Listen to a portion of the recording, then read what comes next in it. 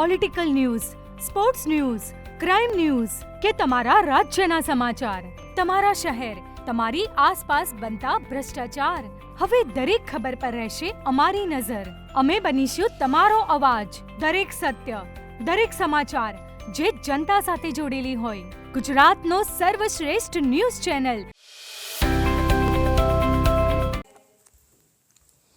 ચાણસ્મા પંથકમાં મેઘરાજાની ધમાકેદાર એન્ટ્રી થતાં વાતાવરણમાં પ્રસરી ઠંડક. બપોરના સમયે અચાનક વાતાવરણમાં આવ્યો પલટો. આકાશમાં કાળા ડિબાંગ વાદળો સાથે વીજળીના ચમકારા અને કડાકા ભડાકા સાથે વરસાદનું આગમન થયું હતું.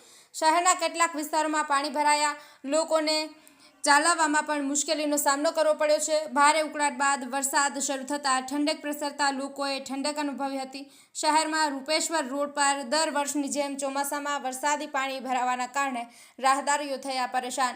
બેંક ઓફ ઇન્ડિયા પાસેની સ્નેહલ સોસાયટી નજીક પણ પાણી ભરાયા. રહીશો ત્રાહિમામ થયા છે.